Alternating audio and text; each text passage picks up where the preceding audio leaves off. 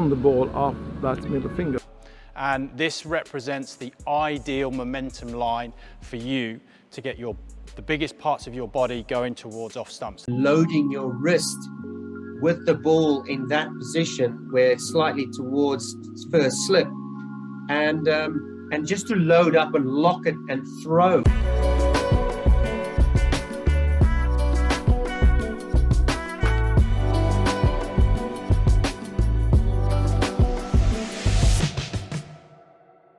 Cricket Love Stories with me, Neel Khagram. Today we're joined by Devon Malcolm. Devon, we're in Northants. How's it going?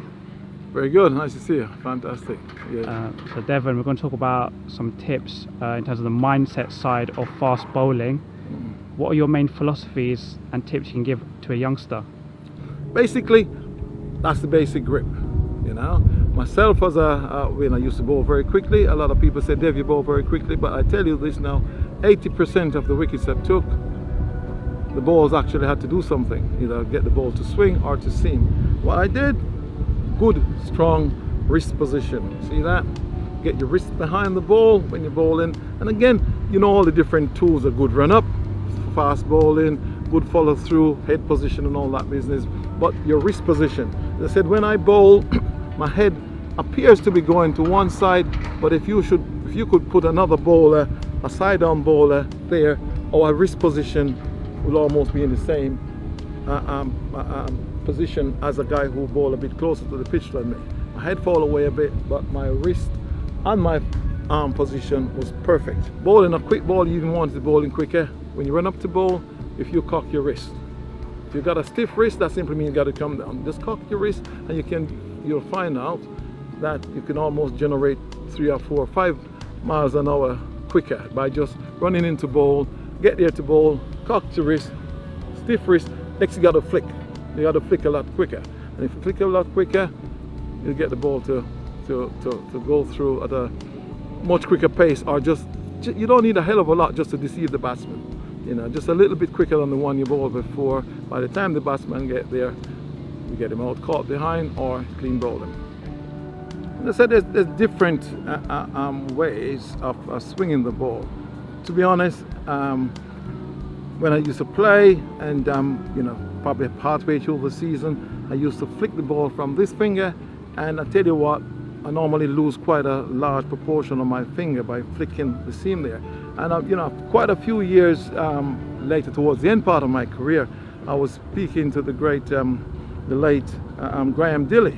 We were just having a discussion. He was the coach then at Loughborough University, and I would just, because he was a fantastic swinger of the ball, and I was just asking him, how does he swing the ball? And he said, look, Dev, all I did, I normally run my finger, the index finger, down this other side of the seam. And he used to swing the ball miles. And funny enough, I told him what I did, I run this finger. So people find there are different ways of doing things. And I tried the way he said, and I still get the ball to swing. But right through my career, I normally run the ball off that middle finger there. But there are different ways. You just make sure you put the ball into your finger a little bit further, and you run your finger across the seam. And again, your seam position. You know, you want the ball to swing towards the first slip. Look, you're going to make sure the ball is slightly pointing towards, you know, imagine the ball coming there, that's the slip, that's the seam of the ball slightly point towards the slip. And you find out you'll get the ball to move away from the batsman. When you talk about bowling, in any type of bowling, whether you're bowling fast or whatever, your leading arm, your bowling arm, that's one thing. But wherever you want that ball to go, your non-bowling arm, that's your steering wheel.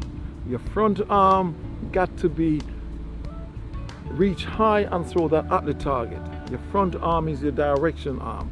Wherever you want the ball to go, you got to throw that front arm at the target, and this arm with your head following, this front arm will go down towards the target. And again, when you get there and you bowl, it's imperative, you know, for the follow through to save the pressure from your back. This back hip, you have to drive that through to get you to run down the pitch. It's imperative. All these different sectors have to be linked up together. As I mentioned, as a fast bowler, you run up, vital. You know, a good, strong, rhythmical run up into bowl. Certain players, you know, say way back when I used to love guys like Michael Holding bowl because he had a massive long run, very intimidating for a batsman. Anyway, watching you running from all that way. Nowadays, a lot of bowlers use a much shorter run up, a more shorter economical run up, but that run up, once you start off, it's got to build up. Once you hit that crease, by the time you hit the crease, you got to be at maximum tilt. You go through, drive that front, that back hip through, and follow down the pitch. And I said again, that front arm, everything got to be going at the target. Again, one of the main armory of a fast bowler is the bouncer. You use that to obviously get the batsman off his stride. You know, certain batsmen get in a good position where they can leave the ball easily. Bowling the bouncer, the short pitch ball, pretty simple really is, you know. Running into ball, you just got to drop your head a little bit, you know. If you drop your head a little bit, you know, naturally you're going to pull your arm down and the ball, you'll pitch the ball short. If you want to bowl, as I said, if you just want to bowl a Yorker, you wouldn't drop your head to bowl a Yorker, because if you drop your head, you're going to pull the ball down short. And that's, in turn, if you hit the bit hard, you know, you're going to get the ball to get through the areas, you know, at the batsman. Again, you don't want the ball too high over the batsman's head. You want it in an awkward position, you know, across what we'll call the you know, right across the nose or something like that, where the batsman got to get out there and play the ball. And similarly, as I said, if you want a Yorker, keep your head up and you got to aim, you know, it's something you got to work out for yourself. I'm running into bowl a Yorker, I normally try and aim halfway up the stump of the stump, and normally the ball will end up right in the block hole. If you want to bowl, and nowadays with you know, the shorter form of the game, white ball cricket, the Yorker is still a vital ball to learn to bowl, and you got to get that ball right up in the block hole there. You know, so again, if you want to bowl a Yorker, something you got to practice, but you got to keep your head up a lot longer. Not unlike, you just do the opposite when you're trying to bowl a bouncer. As I said, drop your head a little bit. The Yorker, you got to keep your head up, get that front arm thrown, and aim halfway up the stump. Or certain players, certain bowlers can aim right at the base of the stump and get it there. I generally, personally, had to aim about halfway up the stump to get it in the block hole. And as I said, you know, bowling is great when you're running in and you're getting wickets after wickets, but at times you got to also know that the batsman will get on top certain times, and the batsman will bat for a long while without getting wickets. So fast bowling is very tough. You got to be resilient to bowl quick. The captain calling you, your bowler spell, you don't get a wicket, and you got to be still going. You know, even if you know, your captain call it the last session of the day, and you got to still run in and trying to bowl quick. So you got to be mentally tough. You got to be very fit also. You know, that's a major part of fast bowling. What I would say to any cricketer, and especially bowlers, is this: once you believe you know enough, so you don't want to listen anymore, time to pack up. I mean, I played until I was almost 40, and you know, towards the last year of my career, probably that's when I was most successful, because you know what, it's a continuing learning process. You know, the game changes, you got to be continuing working, batsman on learning.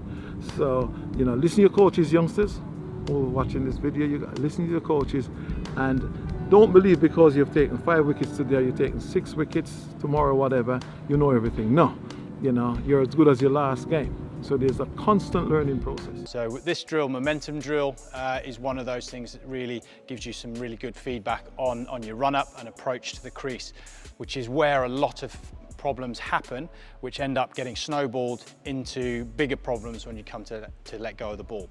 So what we've got here is we've got a tape which runs round from the bottom of off stump all the way back to your run up. And this represents the ideal momentum line for you to get the biggest parts of your body going towards off stump. So that's your head, your belly button, your bum, all going towards off stump, which is ultimately where we want the ball to go. So what are we looking for in this? Ideally, we want to try and have our midline on the tape, so our feet either side, and our run up will move towards the stumps, and we want to try to keep our belly button on this midline. We don't necessarily want any crossing over, so we want nice arm pump, good presentation of the ball until we get to pre-delivery jump. Okay, so we've arrived at just before the stump, so pre-delivery takeoff. Our run-up has been nice and progressive.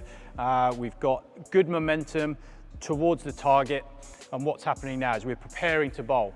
So this is where a number of things can go potentially wrong if the run-up back there has been slightly off. What we're trying to do here, again, same thing, foot just on the other side of the target line. That's our pre-delivery takeoff. We're looking to jump, set, land with our foot on the line or just to the right-hand side of the line with our back foot, and then our front foot contact comes through and lands, and we're in a nice, strong base position here, which allows us to really generate a lot of force down towards that target. Okay, so from release, we're looking to drive forwards towards off stump. Okay, our back hip has come through, and we're looking again to try and keep our follow through, our shoulder rotation. Our back hip and foot is following through on our momentum line. It's the first time really that both feet are on the same side of that momentum line. And then once you've bowled the ball, let go of the ball, you can go off wherever you need to. Okay, so left-handers. It can be a problem for right arm over bowlers in particular to bowl at a left-hander from over the wicket. So what are the differences in our momentum line? Well, all we're doing is very simply moving half a step to the left, which creates our angle back towards off stump. Then we've got our tape and we run it all the way back. So we're now on our midline. And then we just run straight the way, follow our momentum line again down towards off stump. Okay, so once we get to the business end here, once we've approached the crease, bowling at a left-hander, we're up and we're into our back foot contact position, and then once we get through again, we're into our front foot contact position, our good release position. The really important thing from this position when you're bowling at a left-hander is to make sure that you keep your right hip engaged in your action for a fraction longer. That means you'll be able to keep the ball going down towards the off stump for a lot longer, and you can actually end up with your foot, in your training drills, you end up with your foot on the right side of your momentum line. That will allow you to keep momentum going towards the off stump. What we see quite often when right arm over bowlers bowl at left-handers is they'll get up into this position and then we'll go too quickly and end up pushing the ball across. And you typically find that right arm over bowlers will bowl 2 to 3 miles an hour slower at left-handers than they will at right-handers, because they're not keeping their momentum behind the ball for that fraction of a second longer. Okay, so a couple of errors which we commonly see in the run-up. So first thing is we start here, and we can all start in a great place. But the first thing that we can kind of see is if people are crossing over our momentum line. Okay, so that will cause rocking in your upper body, which in turn, once you get towards the crease, will then cause a bit more instability, because once you jump, if you're not jumping towards the target, you're going to be jumping either left or right, and then you're going to have a bit of a problem when you land because you're going to have to readjust. Another problem could be rocking from side to side with our arms.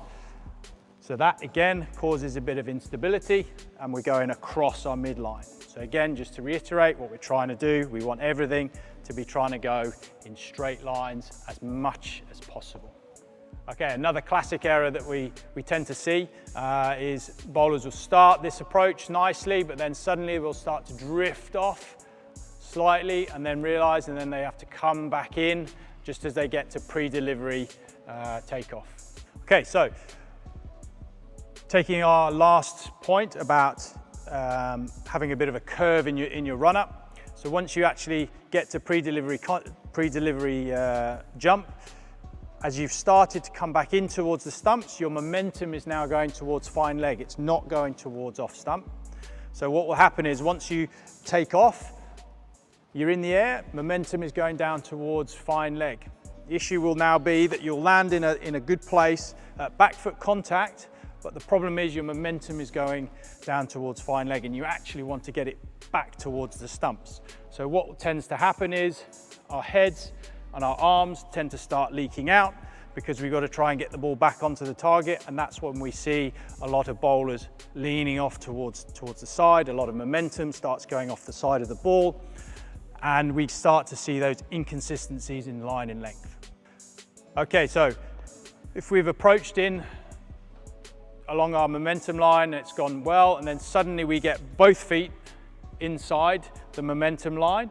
Again, our momentum is going out towards, or down towards fine leg.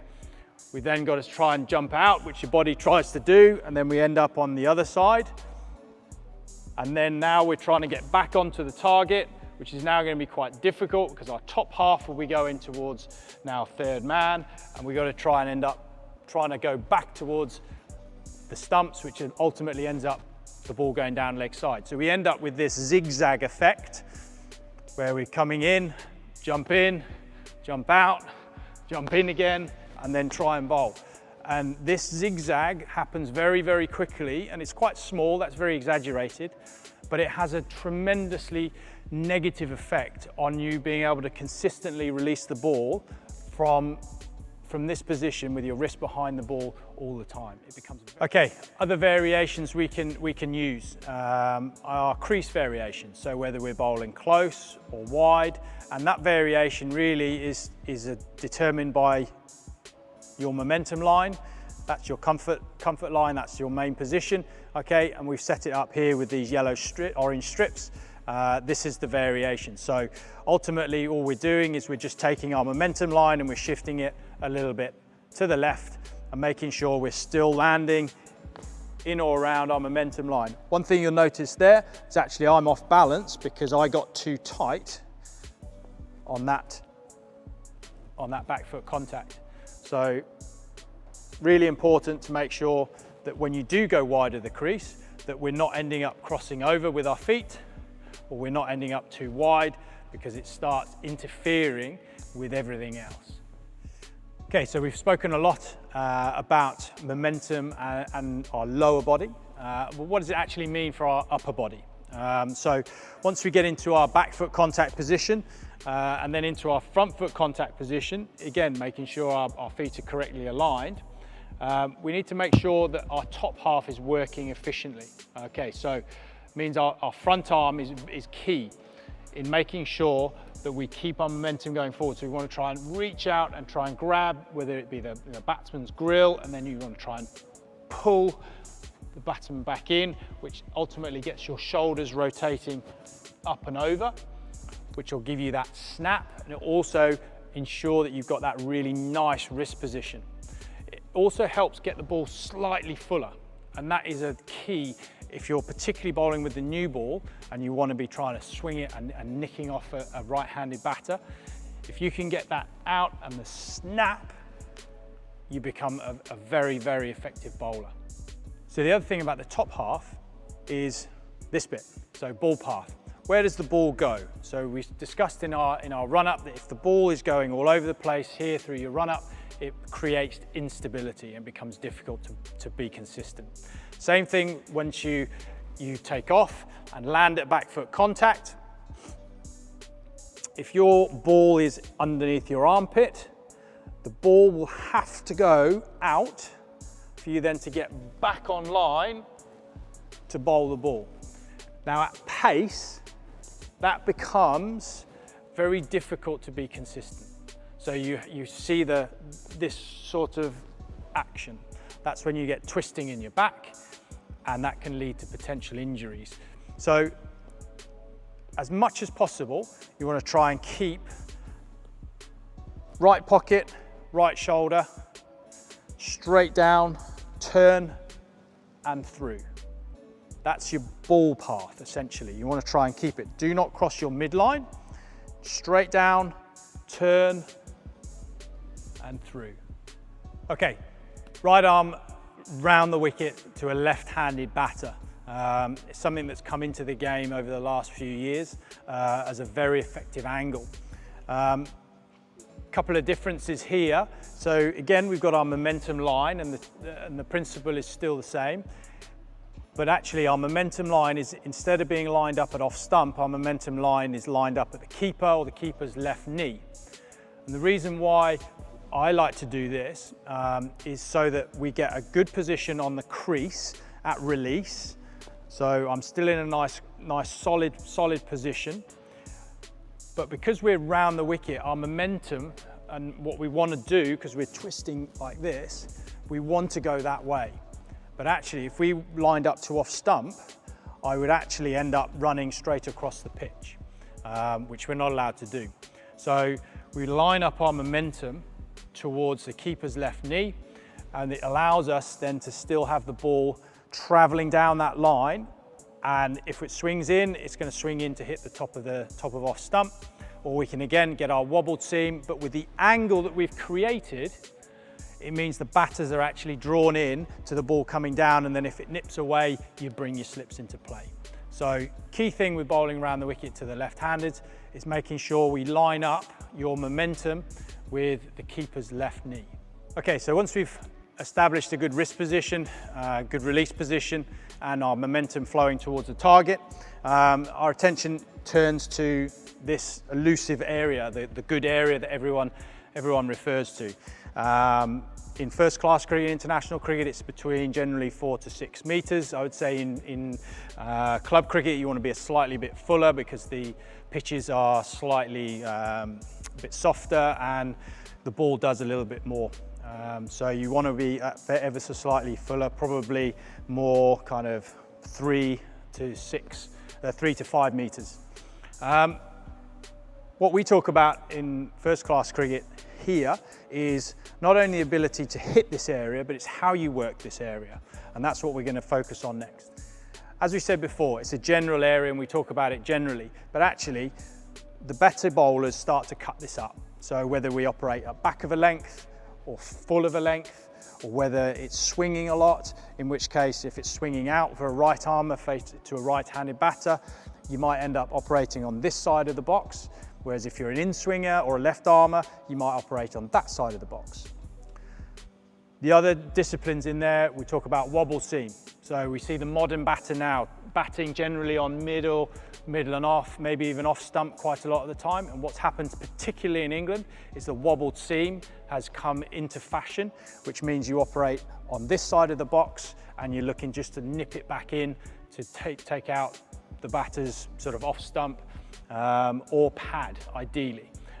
So we just start to divide this up, and as we get better and better and better, you can start having little games within this little box, and you can start making your own Hawkeyes by chalking the balls and understanding where your balls are landing. Bowling at a left-hander, if you're swinging the ball back into the left-hander, again, you're going to be operating on the right side of this box. Again, depending on how much it's swinging. If it's swinging a lot, you might be quite far out. If it's not swinging so much, you'll be more in the middle. And if you want a wobble seam and nip it across, then you're probably going to be around the kind of middle and off line with the ball nipping across. Before we get into the specifics, do you want to talk about your philosophies when it comes to coaching fast bowling first? Yeah, I think first and foremost you have to build a relationship with the person that you're working with. You've got to gain their trust, because bowling's not easy, and you're going to question a few things, or you're going to be working on a few things, or breaking down the action, or trying to push them to do things a bit harder or a bit faster. So you've got to build a relationship with them and build their trust, and then it's all about a strong basics game. I firmly believe that having good basics in place will help you develop all the other skills around it. But as bowlers, we've still got to be able to go back to hitting the top of off. That means you need a reliable action that repeats itself well in terms of your positioning at the crease, strong base, high release point, all that type of stuff. So pretty simple in a way, but obviously it's the simple stuff that's sometimes the hardest to do. Yeah, can't wait to get into this technical masterclass for fast bowling. Let's go. So if we go into the run-up and start speaking about the run-up, and I firmly believe that the run-up's a very natural thing. It's got to be specific to the bowler itself. And if we're talking like young cricketers, I mean, if we talk older cricketers, they've probably all got the run-up sorted. There might be a few tweaks and stuff in terms of Mike taking a bit of length out of it and shortening it a little bit so you can be snappy at the crease. But if we're talking youngsters, who's trying to find out what run is natural for them, the easiest thing that's ever been done is you run with your eyes closed and feel and bowl when your body feels ready to bowl. Something I've done with youngsters in the past, and they've been trying to find out where's the best time for them to bowl in terms of built up all this energy to bowl and then release it. All we've done before is just put a cone down on the floor to start off from, run with your eyes closed. When you feel ready to bowl, just bowl the ball. It doesn't matter where the ball goes because we're in an open field, it doesn't matter where the ball goes, but it's more the feel that they've built up all this energy in their run up and they feel ready to bowl the ball. And obviously with that run up is if you're starting them from the same spot all the time, you've got to mark where they're landing each time, alright? So it might be a couple of times where they're a bit long, a bit short of the first mark or whatever, but over time it'll gradually land be that they're landing in a similar place all the time. So just marking cones or little markers each time, and after say 10 balls, 12 balls or whatever it might be, you'll get a constant of roughly where they're landing all the time, which will then be their run up that they can mark out. So if we talk about the approach to the crease and when we get to the crease, you're going to get a lot of different things in terms of lads jumping up high and landing back foot side on, and obviously front foot at the crease. You want a strong base at the crease, whether they're side on or front on, whether they run through the crease or jump. There's going to be variance all the time. The reason why bowlers jump in general is to get the feet in position, which means your foot's more landing side on or slightly mid, to then get that solid base. Alright, so it's worth looking at that. It's worth looking at how their back foot lands. Do they need to jump that high? Do they need to jump at all? You know, if they're front on, it normally means they can run through the crease a little bit because they don't have to get the back foot in position. So whatever you do is, if you are mid, I was always mid as a bowler, is landing, and it's then where this front leg goes. So is this front leg, you know, aligned to the target of where you want to go to the batsman, or are you getting slightly crossed? If you're slightly crossed, it might mean your top half's got to rotate out to get it where you want it to go. So it's all about the alignment. So whatever happens down the bottom here will have a reaction of what goes on at the top, alright? So look at feet alignment, where they land. Is it nicely aligned and it's going forward, and then from there then you look upwards at the release point, yeah? So you look up at the release point, it's the release point nice and high and over the top, which is perfect. Are they falling away a little bit? Again, if the feet are aligned but you're falling away up here, is it the front arm and what's that doing? So it's about breaking down the action into different things. Obviously if they land slightly cross but their release point's perfect and they're bowling perfect, do we need to intervene or just leave them and work on skill in terms of, you know, we've got bowlers here that do get slightly tight to the crease and swing the ball beautifully, but then get lined up because they're swinging it consistently. Then it's a challenge for them is actually coming a bit more mid-crease and keeping the swing and drawing the batsman out into edging the ball or drawing them away from defending the stumps by creating an angle. Again, it's all different things you can work with the bowler depending on what they do, what skill they deliver. But yeah, I'd always advise to look downwards first at the feet and then work up. So another thing you know you can look at is head position on release. Again, you know, we talk from the ground up, but head position on release, you still want things going forward. You still want to know that my release point's high, my head position's forward. You know, you could look and you might see people off to the side like this, and then it's, you know, your release point might be slightly off. You might come over the perpendicular and push it because you're falling out that way, or you could be slinging and come round it because again your heads came out. So a good practice is always really trying to force your head forward on release, which then brings everything else over and over the top. Again, you know, we speak about the head being one of the heaviest parts of the body. If you can get the feeling of that going forward on release, everything else has got to follow in terms of your body, and your follow through has got to follow. Another thing we speak about and look out for is obviously the non-bowling arm and the position that gets itself into. A lot of people are different. A lot of people, you know, get across themselves, get open, stuff like that. But it's more the pathway it goes on. So if you're approaching the crease and you get into your action, the arm's coming up. Is the arm still going towards where you want it to go? And does it follow that pathway down and into the body and out through the back? It doesn't have to go massively out through the back, but it's got to still stay tight. You don't want it coming out to the side and forcing you to lose your wrist and your accuracy with the bowling arm. So you just want it to come through nice and then drag you forward. So whatever you're doing with the ball here and you load up, this arm's coming up, but it's coming up and forcing you forward, and then with that you're then pulling it in. You look at some of the best bowlers in the world that sort of like grab you and grab the batsman and pull it in there, which then forces the top half. We talk about the top half momentum going forward. That keeps everything going forward there, so you're not falling out, and losing it and having to push and pull with your bowling arm. You're actually pulling in, and again with that, forcing everything forward where you want it to go, down the wicket towards the target. So if we're talking about wrist position or seam position in the bowling action, depending on what you're going to do, some people obviously straight up, just to try and really rip down the back of the ball, get the seam nice and bolt upright. Some people just offset it a little bit, so if I was a lefty and I was looking to swing it back, I'd just offset it a little bit so the shiny side was here in my hand, just so it was more pronounced and it was going to catch and swing in, hopefully. You've also got the other bowlers that will just predominantly bowl wobble balls. So for me, if I was as a lefty going to bowl a wobble ball, I'd offset the seam slightly, just so as it was coming out of the hand, you'll see it'll just wobble side to side a little bit. And that's what you want. That's when you see people getting nip and movement laterally out the wicket. That's what they tend to bowl. So the ball just wobbles slightly side to side, just catches or won't catch it and just skid on a little bit. So again, it asks a few questions of the batsman. But that's been a very productive ball over the years, especially in England with wickets that just offer a little bit of seam movement. It's just being able to wobble the ball and nip it. So there's obviously different stages of the game and what the ball's doing for you as a bowler. If you're finding the ball's not doing anything, it's quite a flat wicket and you want to bowl stump to stump and you're bowling a left-hander as a right-handed bowler, so a lot of people come round and just target the stumps and then set a field accordingly. You've also got them days where the ball's just not doing what you want it to do, in terms of you might just be pushing it in, things aren't working. Sometimes you don't have to fight that, you can come up with another plan. So if you are just pushing it across the left-hander slightly too much as a right arm bowler, again you can come round and then attack the stumps and keep that movement that you're getting, that movement away from the movement away from the left-hander, and keep that going rather than trying to fight it out in the middle. So sometimes you've got to adapt to what's going on in the game and what's happening for you in the game in terms of what the ball's doing, go with it and still make it an attacking option.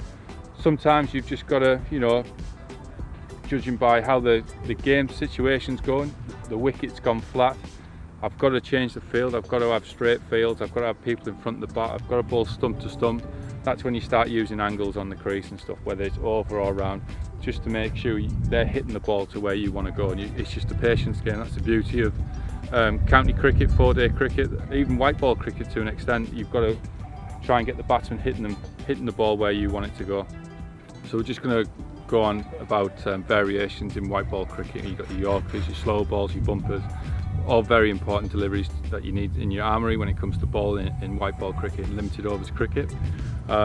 We speak a lot about bowlers still being able to hit the top of the stump, still being attacking, but then the skill is, if I go to a change up, if I go to a slow ball, am I still able to hit that rough area that I've been hitting, with my stock delivery? Am I still able to hit the top of the stumps and challenge it and force a mistake by not giving too much away in terms of a big change in what we're doing? If we can get enough pace off the ball, that's great, but again, it's the release point. You still want the release point high with your slow balls, whether you go to a cutter and get really over the top to generate some bounce out the wicket. You don't want to give them any sort of visuals that something drastic has changed in your action to actually bowl that slow ball or anything. So disguise is important. So if your release point's roughly the same for a slower ball, you're still over the top, but you're able to adjust your fingers and get really over the top of it to generate some bounce out the wicket. That's fantastic. Again, with a bumper, you've got to really commit. You've got to really get over the top of that, over the top of the ball and really hit the wicket. You don't want the bouncer only getting this high. You still want it to get up here, because this is what batsmen train for these days and putting it out the park. So your bumper's really got to be on the money and get it nice and high. Again, that comes from a solid base, really being over the top, pulling down with your front arm, getting right over it and really hitting the wicket hard. Don't try and force too hard and then lose this side of the body and then have to push it along, because they're the ones that don't quite get up as high and end up sort of this high, whereas you want it to be up here. We're talking Yorkers. It's a very specific ball to bowl. You've got to find a way of working out what's your best angle to execute a Yorker. Don't be afraid to try different things. Don't be afraid, if you're a right armer, to come round the wicket, and it might mean I've got to access a bit or use a bit more of my body, but I can actually get a Yorker in better to a right-handed batter from this line, from around the wicket. You've got to explore things and see. Don't just try and force your way just to do one way, which is over the wicket, the traditional way. You've got to explore different angles, different approaches to actually find out with the action that I've got, what's the best way of executing that Yorker. A lot of people talk about trying to get a little bit slingy and trying to get it in there. If that's the case and you find that works for you, I urge you that afterwards you do a lot of repair work. And you do a lot of repair work with looking after your stock delivery and getting back over the top. Because you don't want to get into the habit of being low and slinging it into it, try and get the Yorker in, and then when you go back to hit the top of the stumps, you've still got this sort of action going on. You still want to get over the top, you still want to repair your best delivery. There's a lot said now about, when it comes to pace bowling, about having that shoulder, hip separation, braced front leg. For as a coach now, any tips you can give youngsters trying to work their way up, increase that pace? Is it just all about going away, experimenting, working on your action by yourself and seeing what works? I'm so glad that I wasn't overcoached. I am so glad that no one threw the technical book at me, and I was allowed to go and find out what I'm about. And if I say that these days, you watch schoolboy cricket these days, and you see, especially I'm talking from a South African point of view now, and how coaches, they're the umpires, they're the umpires out there, and they tell kids, they set their fields, they tell them, listen, it's all about line and length. It's all about line and length. You've got to learn how to bowl line and length. And so I knew I had pace, but I had the right voices around me to say, don't worry about it if it goes wrong for you. So I just want you to bowl quick. If you bowl a wide, you bowl a wide.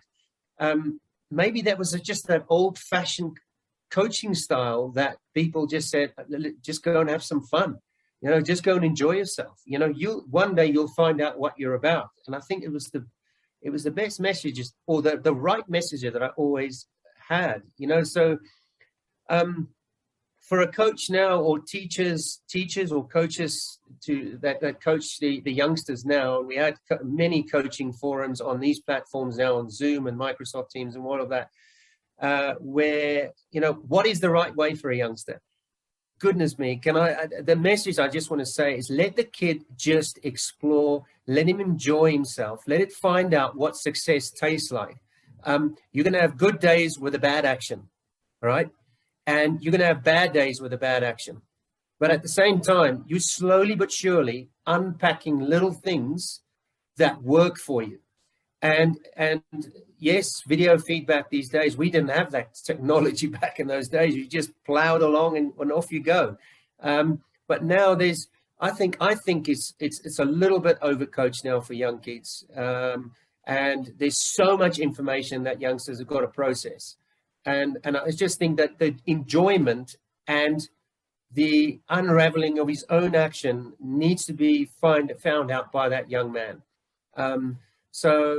But the mom and dad sits next to the field, and they shouting advice, and you're not quite here, or you're not quite there, So it's really tough. I think it's very, very, very tough for some kids these days, because there's so much information getting thrown around. Obviously, a lot now said about a fast bowler and their holding their variations, as well as like nailing their Yorker, slower balls, etc. Were you big on that? And again, from a coaching perspective, what advice would you give a youngster perhaps watching this? I think now, if I can start there, it's more precise. We train precisely. We put more emphasis on scenario-based training. There's great emphasis on executing the Yorker. So you have those scenario-based trainings where you just take all the other stuff away from first-class cricketers and say, right, for the next 25 minutes, all you're going to do is bowl Yorkers and execute from over and around. So you've got to explore those avenues. Back then, okay, we got to bowl Yorkers. We know about the ball reversing. We didn't train very well. We didn't have clear plans of how we want to execute. And we didn't really nail down the what ifs. What are we going to do when so-and-so is here? If we play against these teams, the emphasis on Javed Miandad, what are we going to do when he's in the last 10? So we never really broke it down to those finer details than it is now, because there's so much more on it now. And my great advice to youngsters is, you've got to, if it's white ball cricket, bring a precise plan to a net session that you want to execute. So if your aim is that you want to bring to a net session,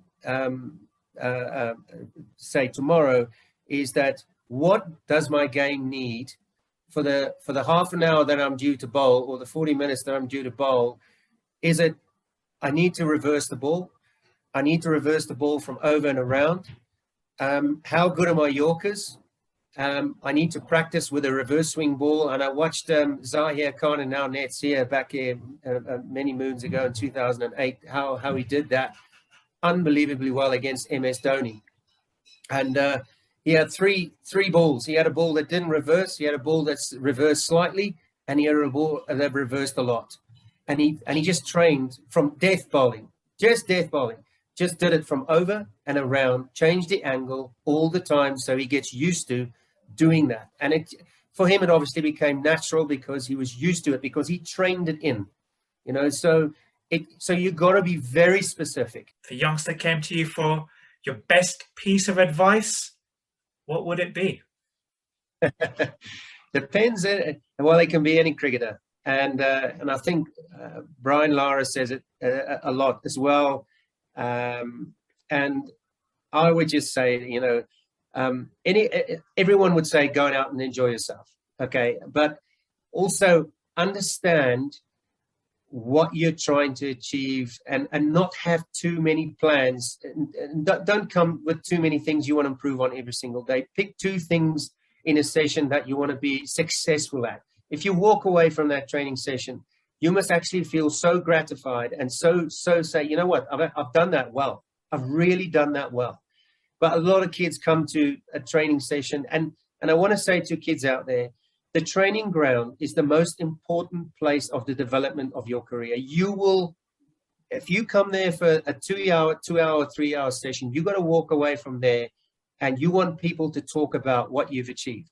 You know, you want to be, and I think the great learning from Hansi Cronje was to say leadership is, I want you to walk away from that training session. I want people to buzz around what Allan Donald achieved out of that training session, and just bring a real good solid plan of what you want to successfully achieve from your training session, and be so ruthless, be absolutely ruthless and emphatic of what you want to achieve out of a training session, and your accuracy and planning.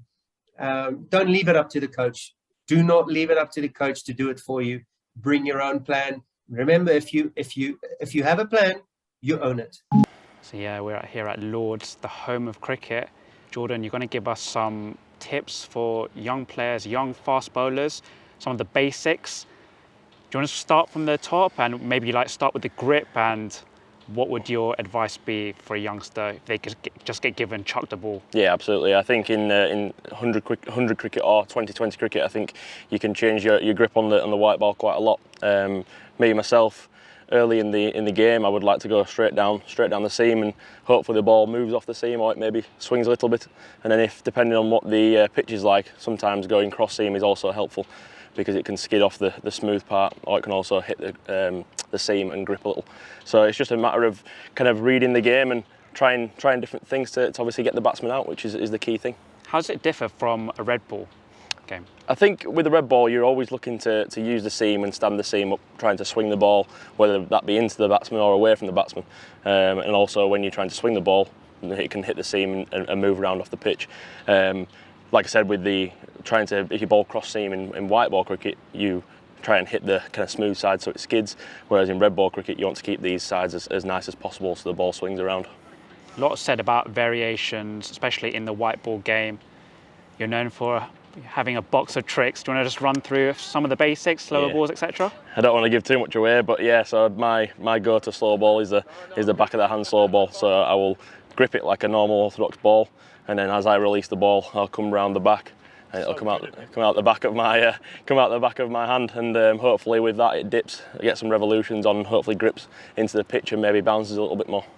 Another one that I use again, a split finger ball. So You can see that grip, but what happens there is that stops the revolutions of the ball going backwards, and instead it actually goes forwards and then dips on the batsman through the air. And then another quite generic slow ball that I use is just running the fingers down the ball. I use that a lot to a left-hander because the ball tends to grip into the pitch and go away from the left-handed batsman. And yeah, that's probably my box of tricks, as you like to say, and try and keep them as secret as possible and use them when I think it's gonna work. How do you go about practicing it? I think it's one of those things. So those balls actually took me quite a long time to nail down. The back of the hand slow ball, especially because, like I said, I go straight down the seam. But when you come around the back, you want the seam to come out dead straight, so then it dips on the batsman. So getting that actual position of the ball correct, and it's never going to come out the same all the time.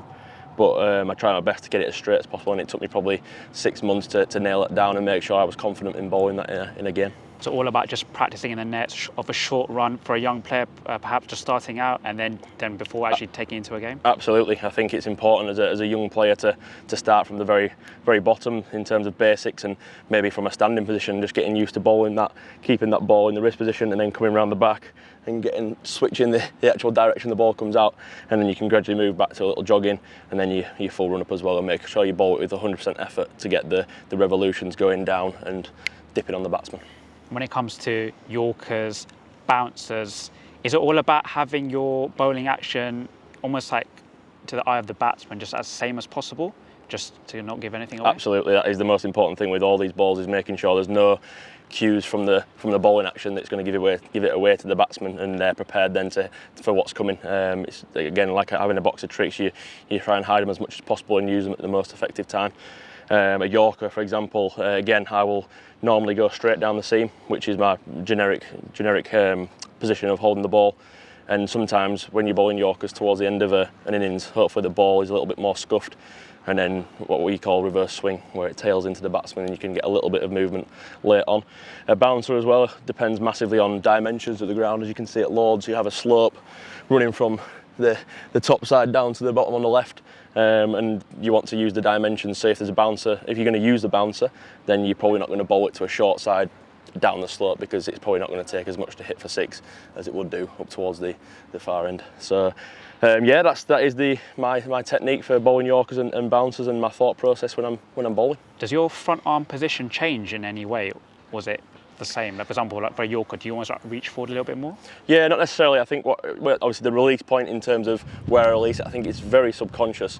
I would never know it. It's probably an inch or maybe a couple of inches difference, but I think when you're bowling the ball, it's all about what you're telling your brain to do, and it just does it. So I think keeping that front left, the left arm, your strong arm, or your right arm if you're left arm bowler, as strong as possible in the action, and making sure that you drag down to get as much power through the ball.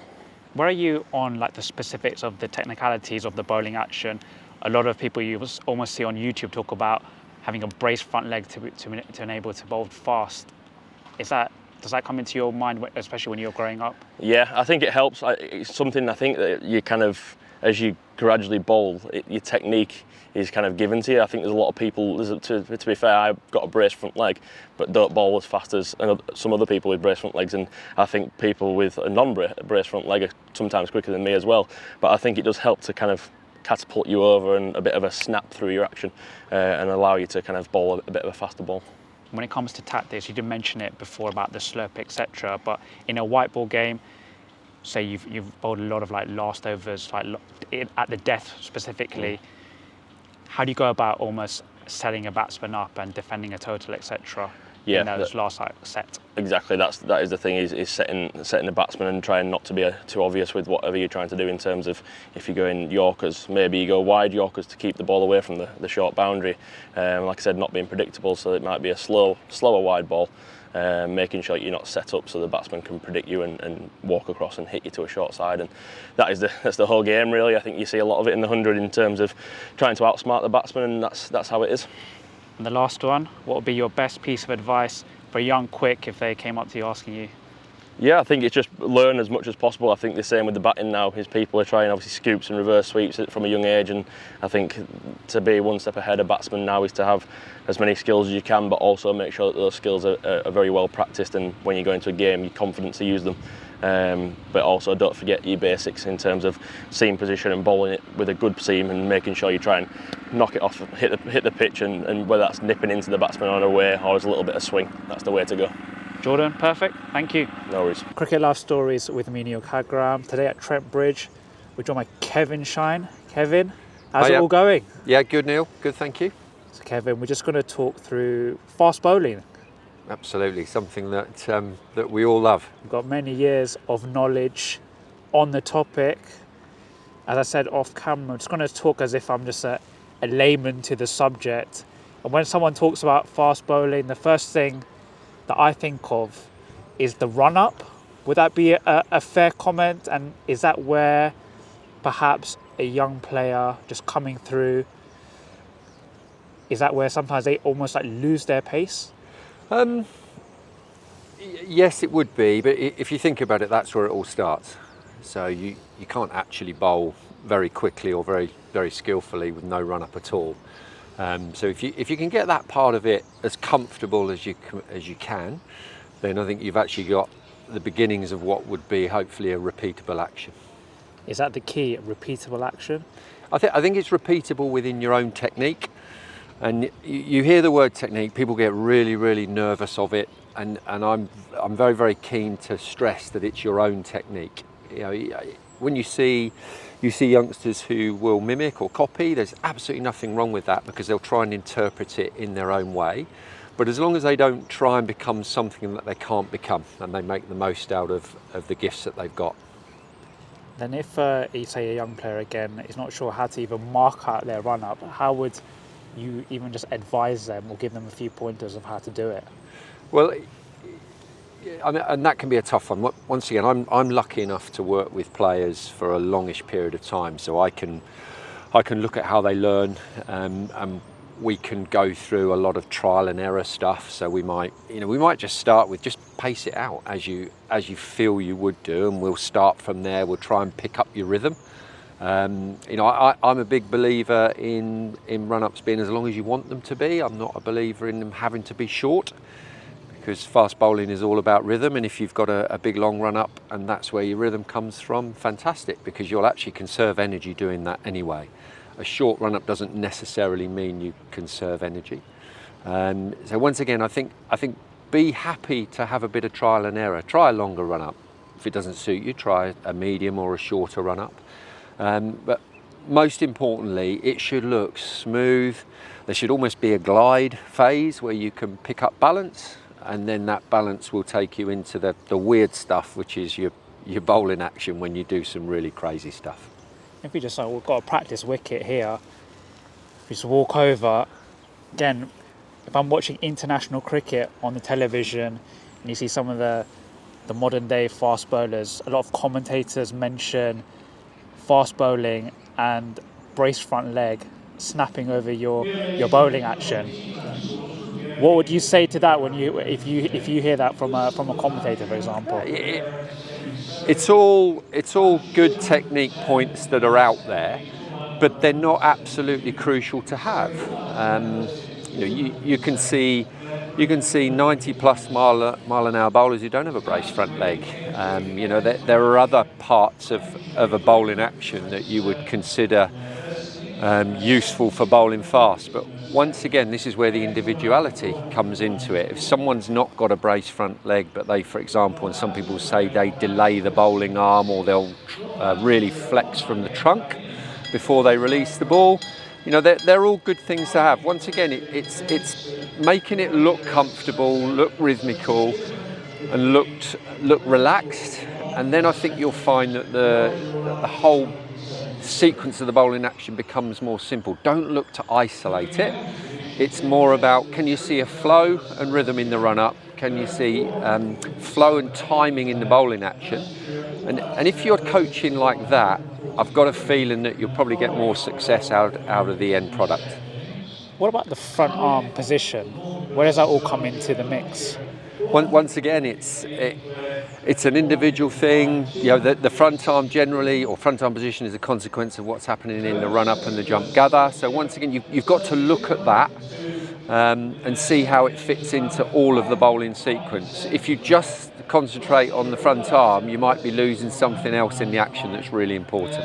And if a player's got all the sequences up to this point correct, and then they almost like lose it sometimes in the follow through, what would you say in terms of a correction drill? So I generally go away from correction drills. I try to put visual cues down to, just try and drive through as far as you can, or you go with, a verbal cue, commit to your bowling action, rather than try and do this with your right leg or your left leg or your front arm. That's really confusing sometimes. You're trying to just coach the whole action rather than just isolated parts of it. And what about when it comes to variations, i.e. moving the ball? Again, how does that all fit into the realm of fast bowling? So you're talking about craft there, and the craft of bowling, generally bowlers will naturally run up and they will be able to make the ball bowl or move somewhere. Once you get a good structure in place, i.e. a good technique, that's when you can really start to unravel the craft and what they're able to do, whether it's in the air, off the pitch, or deception. So once again, that would be part of the sequence that you do. They'll have their own natural craft and movement that they've got, and then you're seeing, well, what else can we add to your game as you start to build their more fluent rhythmical action. I'm sure you also must get this as a coach, but injury prevention as a fast bowler, is there such thing, or is it all again individuality and just almost? So look, one thing's almost guaranteed: if you try and bowl fast, you're going to pick up injuries. You are. Firstly, you've got to be fit and strong. So you have got to train to bowl. You've also got to bowl to get fit. And then I think there are certain things that you'd look to do to try and make your action safe, but once again, they can be quite confusing. All I'd say is that if you train well, you've got a balanced amount of bowling, you just go and have fun with it. Don't fear getting injured. Just go and release yourself when you get out into the middle. And the players are just about to come back on, but what's your best tip for a young player? Go out there, enjoy it.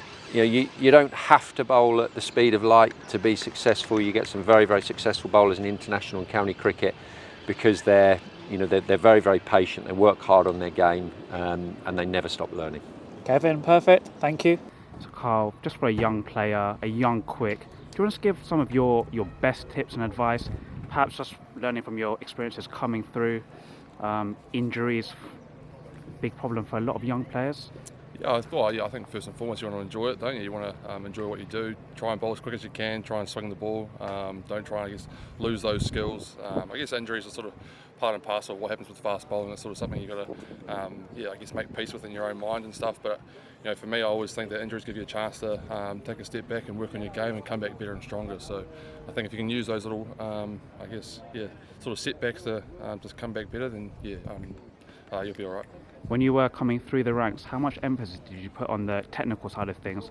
A lot said at the moment about having a braced front leg, shoulder hip separation. Is that something that you put a lot of emphasis on coming through? I think it's something I sort of vaguely look at. I think there's a lot of different aspects to bowling. I think everyone does it in their own sort of unique way. So there's not one way I think to bowl quick and one way to sort of get it right. It's whatever works for each individual. But certainly something I guess that I like to look at is some of the technical aspects and how you can kind of get better and get the results you're after. When you're working your craft, seam, swing bowling, any tips for a young player? I guess it's I like to try and strip it back a little bit, try and do like really low level sort of stuff, some seam release into a baseball mitt, off a few steps and stuff. I think the more you can sort of groove that low level stuff, it makes it a lot quite a bit easier when you go back to your full run. So I think just trying to oil and grease is a sort of term that I like to use to sort of take care of things at a lower level. And just one last one, a lot of cricket being played, test cricket, short form cricket, a young player again, perhaps struggling to adapt across all the formats. How have you done it so successfully? I don't know, I think I'm still trying to work that out. I think if you can have a strong base to your game and stuff, hopefully that'll sort of take you across all forms, and just about trying to learn. I guess the more you're sort of exposed to those different situations, you sort of take different experiences, and hopefully just the more you do that, the better you'll be.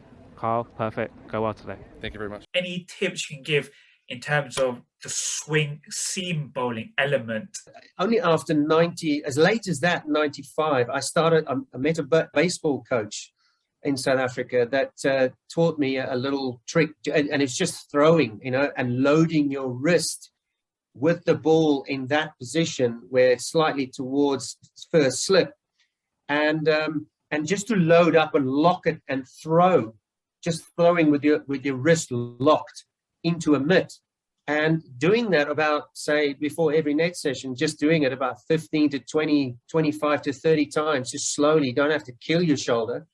I felt you just saw that seam sit up so beautifully. It didn't wobble. It just came out of my hands and my fingers so well that it was the best drill. It's a simple drill that a guy saw in me, just said, well, listen, try this. From a baseball coach. So that helped me a great deal. And it's something that we still do today with some kids now.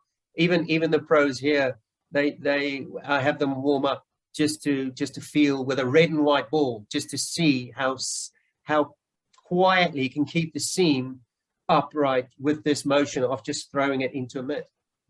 So is wrist position the most important thing when it comes to swing bowling? Yeah, it's huge. I mean, it is huge, and a lot of the great fast bowlers had different, obviously, ways. And Wasim Akram, you saw Wasim Akram when he came in, he was in that position, he was locked.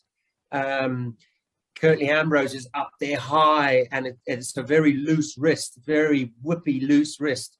I couldn't do that. It was more of a let's lock it in, keep it there, and then back and over. So, but yeah, I mean, you got to practice those things, and even from a static position where you just load up in at the crease and just practice that ball going down every single time. Just try and watch the ball come out and just all the way down. And it's a feel thing. It really is. It's a muscle memory thing that you've got to practice in, and it takes time to perfect. Talked about Yorkers, slower balls. How are you practicing it? If you practice Yorkers, you have to hitting the stumps all the time. So when you go to practice, okay, so think like that. I'm going to develop this Yorker today. I'm going to bowl 5 hours, 6 hours of Yorkers, just one ball. Just try to bowl Yorker, nail it, and see how you do that. Like if, for example, if you're 50-50, the next time you go and beat that, you're on milestone, whatever you call, on target. But bowling Yorker for me is really important, like where you release the ball. So you need to release the ball, like when I say, like hand up, and you're watching the base. I played with 3 different guys. They were all different, like Wasim Akram, Waqar Yunus, and Shoaib Akhtar, myself. They were all different. Wasim Akram used to watch on the top of the stumps, bails. Waqar was middle, and Shoaib was really on the shoe side. I was like that. So we used to practice that. And the best thing I find out, when you practice in Yorker, you feel, you're touching that spot where you want to release the ball. So that means you release the ball late.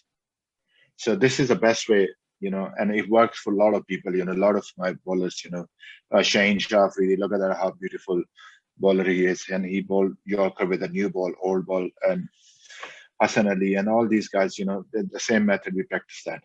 And whenever you go in a slow ball, like back of the hand, you need to work it out, how you're going to do that. It's just when you're turning your hand. So then you finish the ball like this. So it's just wrist coming towards back, and then you release the ball. So in that, like when you practice a lot, again, the back of the hand, you can bowl 3 different balls. People think, okay, back of the hand, it's a different release point. Like when you release the point, above the eye line, ball will dip. From the normal, ball will land on the length you normally bowl. And then if you want to bowl a bumper, you go further down. So it's 3 points. One is there, and there. So it's just like 2 o'clock, 12 o'clock, and almost 10 o'clock. So it's just different release points. I know you're a very effective outswing bowler as well. I know you got cricket ball to hand there. Do you have any tips in terms of like grip positions, in terms of wrist?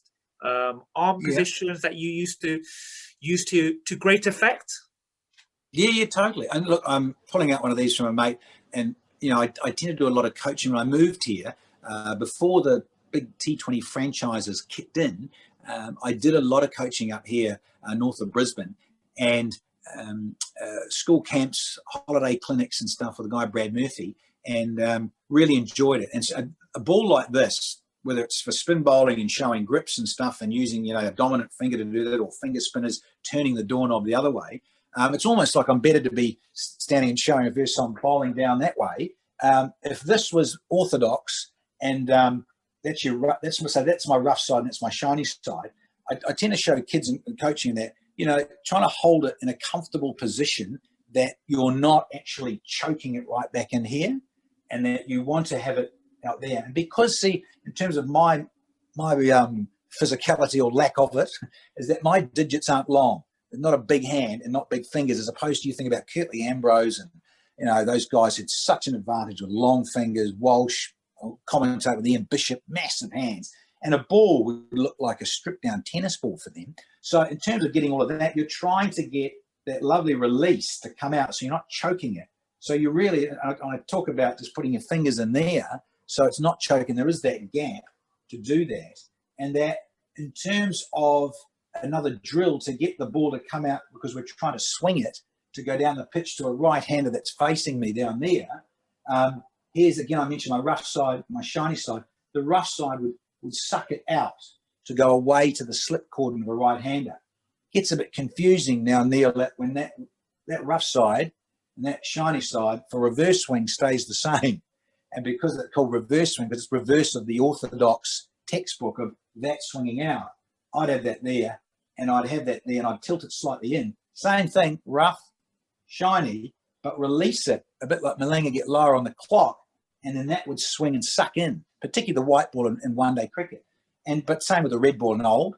And you'll see that, I mean, the advent of the last 20 years is that is so dominant, reverse swing. And you talk about the highest level, you can't reverse swing a cricket ball like Anderson's doing, and Broad that in tandem together. And then you've got Bolt and Southey for New Zealand. And then you think about particular subcontinent bowlers, very good at it.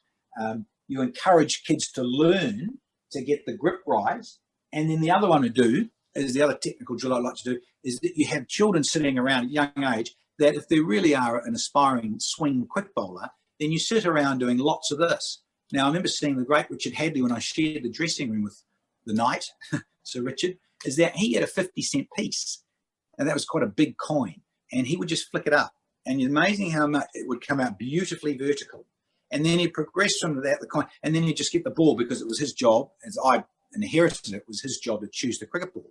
So you'd be sitting around even at home, and I've seen subsequently guys younger than me in a different era, they would sit around and talk, and they'd be chatting and just doing lots of that, sitting around and flicking, because you were flicking and working on that release. And that was all about getting your wrist behind the ball to get it to come down how you would like it to come down, whether it was outswing, turn it over, and your wrist turn it, and you were trying to get it to come down and then swing into a right hand or away to a lefty. That was key. And a lot of that, encouraging kids, and particularly this apparatus, red and white. And so you can see it clearly coming out and not either wobbling, because you're trying to get a strong wrist behind the ball to swing it, have that deception. And if you're an aspiring pace bowler, you've got to be able to do something in the air. And that was the beauty of it. Whether it's been naughty and a lot of that history over it, the old being naughty and scratching, and some got to the extent where they were biting it and being rather naughty in the 90s, is that you have to be able to do something in the air, because often pitches can be so flat. Could be more friendly for spinners and batters, totally. But you can see why the two Ws were so dominant, Wazim and Waqar, to get it to go in the air. The great teacher in Imran Khan. But you have to be able to do that. And by having a good wrist, getting in a good position to do that, I would say is paramount for young aspiring quicks. When you're talking about slower balls, Yorkers, it's easier said than done. But how do you go about things from your preparation stage during training phase right through to game day? Two things come to mind. I think it's clarity. So just be clear. about what you want to do, and then obviously practice in terms of like repetitions. You have to practice those skills because it's not, I wouldn't say that it's not easy, because it obviously comes more naturally to certain players more so than others, but it's something you have to practice. The same as batters trying to develop a new shot, you have to keep practicing it. So with that, you obviously need to have a game plan as well. But I think having clarity as to like what, and knowing strengths and weaknesses. So if my strength is a certain ball, I need to know that like if I go to that ball, I'm going to execute it at a really high percentage. And this ball over here is probably at a much lower percentage. So don't neglect your strength, because your strength has to be like really good. And then you can work on your weakness and get it better. Because I've seen a lot of guys, oh no, this is my strength, right? So I'm okay with this. They work on this weakness a lot, and then the strength kind of goes down there, and then your weakness. So then you have two average skills. So you like, if you watch the best guys in the world, they're very simple actually, and they don't have all these different variations that people really think about. I mean, like if I look at Dwayne Bravo, who's probably been one of the best T20 players for a very long time. Simple. He can bowl a good Yorker, he can bowl a good bumper, and he's got a good slower ball, and he bowls decent length as well. So if you think about cricket, the most simple things are the most effective things. And even your like batters as well, like you look at, there are some guys who are a bit different, and I mean those will be like maybe 4 or 5 guys, but if you look at the really good players, they just do good things often and kind of more basic cricket shots, you know what I mean? And it's just about them being clear. And I reckon if you speak to all of those players, and from players that I've spoken to around the leagues and stuff, they kind of, it kind of all comes back to having a game plan and just being clear. When you're actually training in the nets, do you try and put something on it, as in just try and replicate that pressure situation? So when I was younger, you obviously have like little games in the nets and stuff.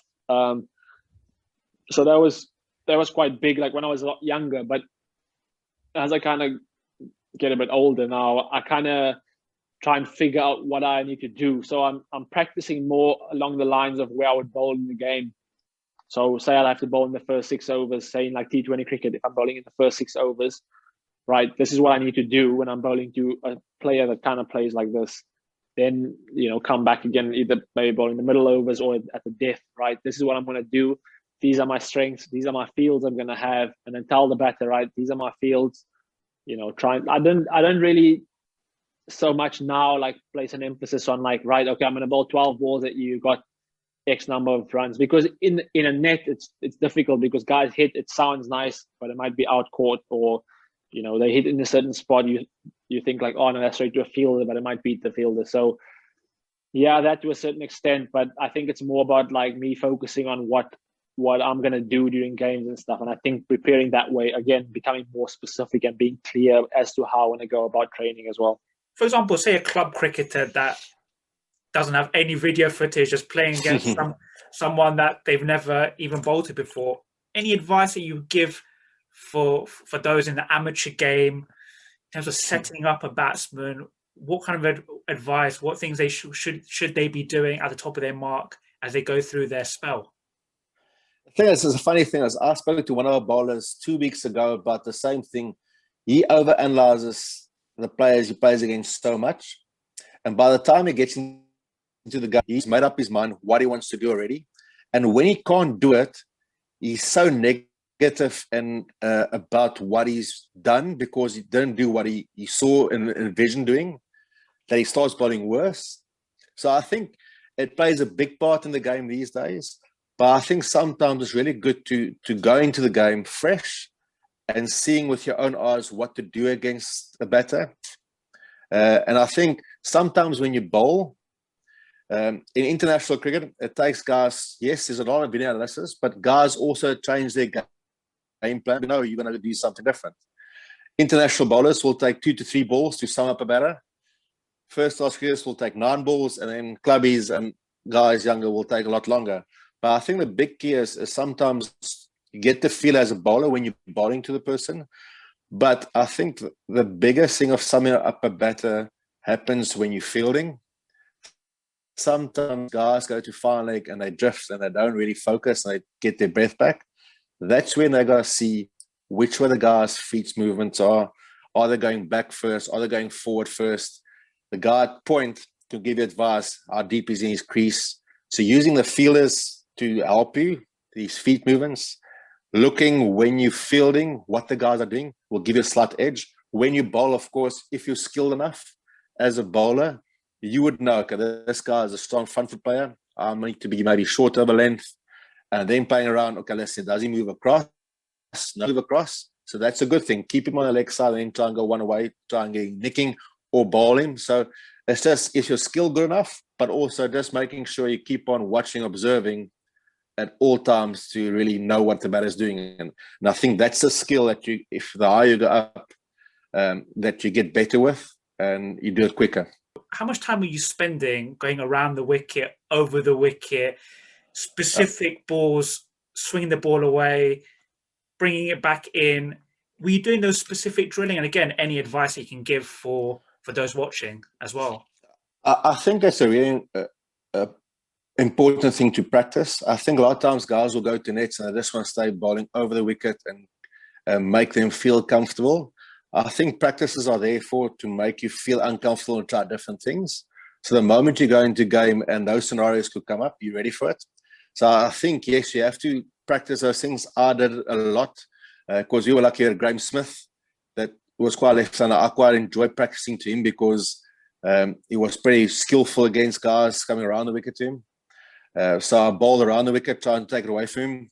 Then I would then not forget about the option coming over. So for me is these days, guys say, listen, we're bowling around the wicket to guys and they stick to the plan, just bowling to left-handers around the wicket, and guys normally get used to it. So I think you've got to practice being adaptable bowling over and around the wicket, and then also try and play around with different deliveries. It's your duty and responsibility as a bowler to be skilled enough and equipped enough to try different things with losing control, if that makes sense. So when you're going around the wicket, try and play with the different angles at the crease, because the different angle of the crease, okay, it's already a different angle. That is already like a variation without even trying. Then the different balls you can play around with. Once again, it all depends on the conditions. I say a lot of times conditions dictate what you have to do and how you want to go about it. So if the ball is maybe not swinging as much, it might be then play around with the angle of the seam in your hand. It might go easier seaming away. Then that could be your delivery for the day, and you might forget about the one that comes back. Maybe just if you can keep it cross seam and keep it going straight, that's also an option to try. But I think it's just a thing you have to play around with at practices, so you know what you can do and what you can't do. So by the time you go into the game, you've tried these options and it's not strange to you. There's a lot of talk now about fast bowlers and having a braced front leg, shoulder hip separation. Were you thinking about all that back in the day? I think it's important. It all depends. So a lot of times people go on the brace leg if the guy's got a real good action. But I think a lot of times coaches and people in general want to clone bowlers and want to make them look like the perfect specimen. And unfortunately, it's in these days not possible anymore. I think we lose the uniqueness of certain bowlers, and that brings the excitement. Like a boomerang is different and unique. And I think you have to be adaptable to the bowlers you're working with, or as a bowler, what's your strengths and weaknesses, know what you need to be doing in your action to make it really efficient. Of course, you got to make it work efficient and smartly, so it'll cut down on injuries, and also make sure you're consistent on your length and accuracy, because at the end of the day, you might be unique, but you can't pitch the ball where you need to. You have to find the right balance of those things. So I think it's important. Yes, it plays a part, knowing all those smart things, if I can say. But I think it's important to know what works for you, know what makes your action work well, and make it consistent and effective enough for injuries and, of course, performances. In terms of practicing bouncers, if you've got a youngster currently, there's a lot said about bowling line and length and putting a cloth down there, and it just seems a bit more straightforward to kind of practice that in the nets. But how would you advise a youngster in terms of bowling an effective bouncer, and how would they practice that in a net situation, for example? I think the bouncer, sometimes people think it's just for intimidation. Yes, it plays a part, but also if you're a real good length bowler, you move the ball away from a good length quite consistently. If you have a very effective bouncer, it stops the guy's feet. Now it's got two things to think about. And then if you can hit your consistent length quite well, then it actually brings in a dismissal or a bigger chance for dismissal because his feet stuck. So I think it's a very effective ball in general. I think probably the best way for you to train it is to do it at nets. Put your normal little marker or whatever you do at nets where you want to bowl. But I think then put another marker on where you think the best bouncer would be coming through head height.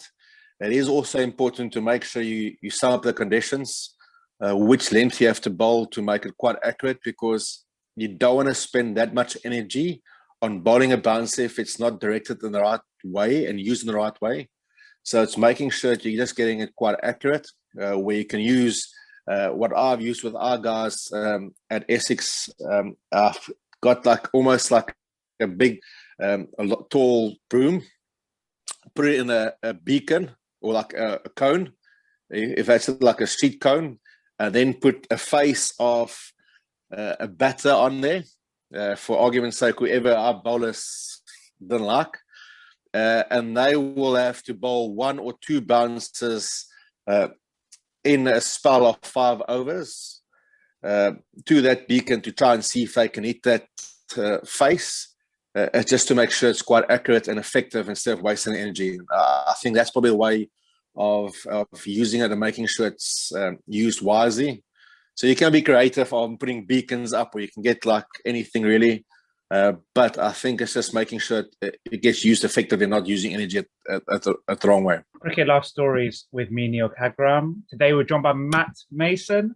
Matt, how's it going in Australia currently? Yep, all going well, thank you. As we were just talking about, in the middle of a BBL campaign that's very busy, long time on the road for our Perth Scorchers team, but things are going pretty well. We're sitting on top of the table. Won, I think, 7 wins from 8 games. So, yeah, things are looking okay so far. Yeah, looking good so far. So, Matt, you're going to give us some tips and advice on the art of bowling, some nuggets which can potentially help young players. Before we get into the subject, just run through your career quickly. Obviously, on the playing side, Western Australia and Worcester in the UK, before moving into the coaching world. Run us through it? Yeah, it's a story that sort of takes me both sides of the world. Obviously, grew up in Perth and was lucky enough to play under 19 level for Western Australia and then break into the Shield squad for a couple of years. Opportunities, to be honest, were a little bit limited. We were very strong in bowling. I think I only played a handful of games over a couple of seasons, and sadly, for me, some interstate bowlers came across the pond to Perth, and I got squeezed out and thought very quickly that my cricket journey might have come to an abrupt end. But thankfully, Tom Moody, who had been my captain for Western Australia, became the director of cricket at Worcester. And I was over there playing some club cricket, and he reached out to me and said, due to your Irish and English ancestry, you could potentially play first-class cricket again in this country, which, funnily enough, I turned him down the first time.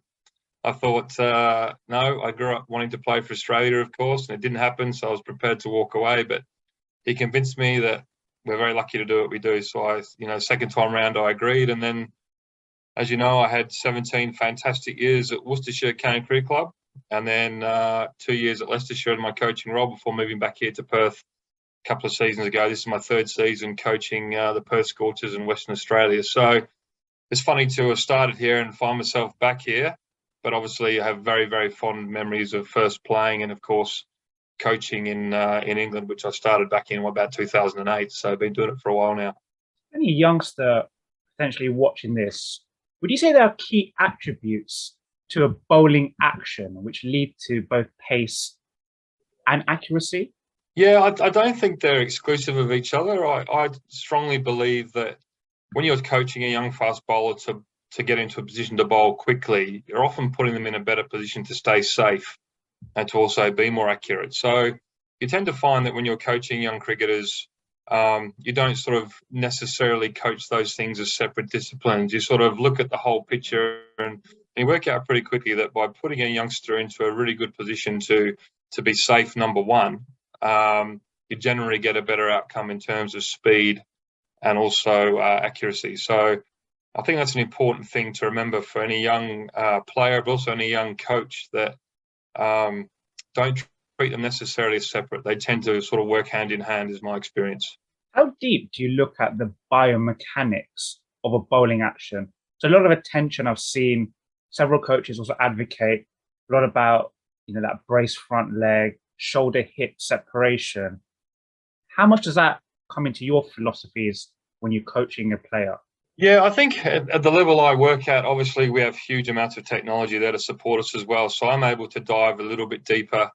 But I do say this to a lot of coaches now. There's a lot of stuff and information you can get just from taking your iPhone out at cricket training and videoing a young fast bowler. From looking from the side on position, we're looking for the attributes for speed. When we get behind the bowler, we're looking for the attributes for health. And as I said before, you can't generally have one without the other, because it's a recipe for disaster having these young fast bowlers trying to bowl fast but from an unsafe position. And I guess for me as a coach, I've invested very heavily in my own education around biomechanics. But I'm also very lucky. I reach out a lot to people that are experts in their field. You'd be amazed how many people out there are willing to help. There's a fabulous young doctor called Paul Felton, who's a biomechanist who's done some work with the ECB, who was instrumental in helping my work with Cameron Green over the last couple of years. As you know, 4 stress fractures in 4 years, and we've had to do a lot of work to get him now into playing Test cricket on this Ashes series. And I certainly wouldn't be able to do that work without his input. So I don't profess to have all the answers from a biomechanical sense, but there are some basic fundamentals that all coaches definitely need when it comes to coaching speed, but keeping our bowlers safe. You mentioned safety several times there. Can you actually bowl fast without having certain attributes such as a braced front leg? And it's say the youngsters watching this who doesn't have the resources, what advice would you give them? Because they're hearing a lot of stuff being said that you need certain elements to bowl fast, but again, to do it safely, when they go to on a Saturday, if they're a clubby, for example, no technology, what would you say to a young player? Yeah, you're absolutely right. I think what tends to happen is the first thing you often see with our young quicks in particular, there's this thought that, I need to bowl really, really fast. So in that case, I'm going to run in really, really fast. And what you often find that does, it actually has the opposite effect. Yes, the fastest bowlers tend to have the fastest run-ups, but there is a tipping point where you can't control your body anymore, particularly when you're very young. So if you can't stay balanced, which is a key fundamental for me when looking at any bowler, are they in a balanced position? Then what you tend to do is recruit different muscles, different positions to try and generate that speed. And often it leads to injury. Now, for me, the number one most important thing we should do with our young fast bowlers is make their actions healthy. And by doing that, like I said before, we often actually encourage speed anyway. So there's no point asking a young fast bowler to bowl fast from an unsafe action. Do you need a braced front leg? Not. You don't need one, because there are plenty of fast bowlers out there who don't have that. Some do, but I can think of the likes of Mitchell Stark, Mitchell Johnson, Dale Steyn. There's plenty of guys out there that don't brace that front leg. Jofra Archer is obviously the exception. He does. Many other bowlers do. But there are many other things that also contribute to ball speed, not just a braced front leg. So I would say to most young bowlers, be happy in the skin that you're in. And to any young coach, just make sure that whatever they're trying to do, they're trying to stay as balanced as possible, because if they do that, they've got the best chance of directing their energy at the target and probably reaching their potential ball speed. As well as pace, accuracy is fundamental as well. Again, for a player, a young player who's perhaps struggling to must get that ball in those good areas, hitting that top of off, what advice would you give them? Any drills that you would advocate? Yeah, I think what we have to, this is where we get into a lot of trouble in our sport, I believe. So I mentioned Cameron Green earlier. He came into the professional game at 17 years old with an action that essentially hurt him. So obviously the years before that, he wasn't getting perhaps the coaching or a few other things that he needed to get him into a good position that essentially meant as his workload increased, he would stay safe. And we often challenge our young bowlers to have these outcomes of accuracy and, let's try and hit a Yorker today or hit the top of off stump or whatever it might be, without actually taking any notice of the position that we're actually asking them to do that from. So it's really, really important, I think, that more youngsters are made aware that the outcome will come after we put you into a good position. Because what often happens, they might do the drills that we're talking about to hit off stump. They might do the drills to hit their Yorker. And over a period of time, they could be doing this from a poor position, having success. And of course, when the time comes, that makes it even harder to change because we're doing well. Why should I change? And very, very quickly, they realise that the bowling action they've adopted to achieve the skill has hurt them. And as we know, with particularly these poor back injuries, it's a year out the game, possibly 2 when you have to remodel them. And you'd be amazed how many young cricketers fall out of love with our sport when they have 2 years of being told you can't play. So what would my tip be for youngsters in terms of their development? Seek out a really good coach who can help them get into safe positions to then achieve their skill. So position first, skill after would be my advice. With the different formats of the of the game, Yorkers, slower balls, again, a lot's been said. You used to look at the players at the highest level, you hear commentators, they advocate that element of the art of bowling. What tip would you give in terms of a youngster perhaps listening to that, wanting to practice slower balls, Yorkers, etc.? Would you almost separate the two in terms of the good bowling action and just focus, the end element of a training session on the variations? Would you say they need to nail that stop ball and the rest will come later? Yeah, I think any good training session, if structured well, will have an element of technical focus, normally at the beginning. And that can be in any sort of drill format. It might be done at a low intensity. But having said that, we also know that it's less likely to transfer if the intensity is too low. So I think you have to visit technique. I can think of many other sports. Think of the professional golfer. How many balls do they hit to hone their swing? I don't think a fast bowler's technique is any different. We have to take them down that path of practicing their technique. It's what allows them to execute their skill. And of course, then we need to have some fun with it. We need to actually go out there and perform our skills. Now, there's a million different ways that you can achieve those things by just having like target bowling, moving targets for Yorkers, different coloured cones for different types of deliveries to mix it up. But I would also say that rather than try and have 12 or 13 different deliveries, become absolutely class at maybe 3 or 4, so that your chance of execution is really, really high. Because as we find out at the highest level of the game, you need to be able to execute very consistently to have success. So by all means, practice a straight Yorker, practice a wide Yorker, practice 2 types of slow ball and a really good bouncer. And if you execute those really, really well, you're going to be pretty much on the road to success. Can you just give us a little insight in terms of the training structure? Obviously, there's loads of games that happen sometimes in a week. But say, for example, there's one game in the week and you've got a 5-day build-up. Can you just run us through how you would work with your bowlers as you approach game day, for example? Yep. So if it was a junior bowler who generally only play on the weekends, I think the timing of your technical work is really, really important. So we tend to find our sessions earlier in the week where we might have our technical focus because they're generally the most difficult. Most young players really struggle with this idea of understanding how their body's moving, drilling down into the technical stuff. It can get quite frustrating for them and actually muddle their thinking. So it's really important that we do that early in the week. Then we can park it and then we can switch our focus into game day preparation, which will probably be more about skill execution and preparation for the type of game that we're going to play. And then what you'll find will happen over time is the player will become more comfortable with the technical stuff, and you might be able to then spread that across your sessions. And then the hope would be over more time that the technical intervention work will slowly start to creep in naturally. We can't rush this process. It takes a lot of repetition and a lot of hard work to make a technical change stick.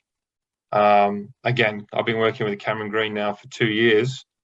He's a professional bowler, has all the time in the world, and yet we're still nowhere near the finish line. There's still work to be done. So we can't rush the process, and it must continue on all through the summer, all through your planning of a week. They must do some technical work, must do some skill work, and then hopefully over time the two will merge. A line that's also banded around is that a sentence that's almost banded around is that a bowler needs to be able to do something with the ball to succeed at the very highest level. Do you believe in that statement as well? 100%. I think, again, I like to sometimes imagine other sports. I think, again, for a professional bowler or any bowler at the highest level or working towards the highest level, if you can imagine yourself as a major league baseball pitcher, you're not going to survive at those highest levels if you can't throw the variations that you need consistently. It just won't happen. So I think it's really, really important that we have complete and utter, if you like, ability to what leaves our fingers. And that's just through practice. So you should be able to present the seam. You should be able to bowl a wobble seam on demand. You should understand what reverse swing is and how to achieve it. And then the subtleties of the game from there, angles on the crease, when to go over, when to come around, and those sorts of things come into play. And that can be done at the youngest age groups as well.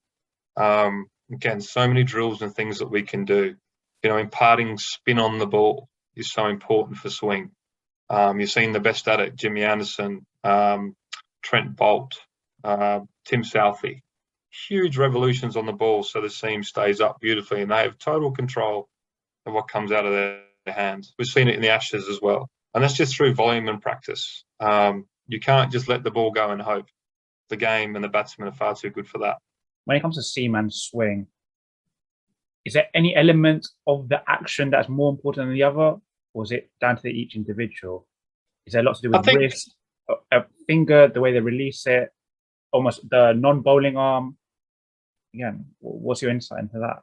Well, I think, again, it's very individual. There are certain things that some bowlers will do on a given day that will allow them to swing the ball versus when they can't. What you often find, and this can be a source of great frustration for many bowlers, is when they're just sort of, say, at 80 or 90% of their match intensity, they seem to swing the ball really well. And then when they get up to top speed, the swing disappears. And 9 times out of 10, the technique has changed slightly to generate that extra speed and has an impact on their wrist position or their ball release. So ball release is still really important. And the last bit to make contact with the ball, of course, is your fingers. So I think, you know, grip is really important. I've seen plenty of bowlers have some very strange grips and still stand the seam up.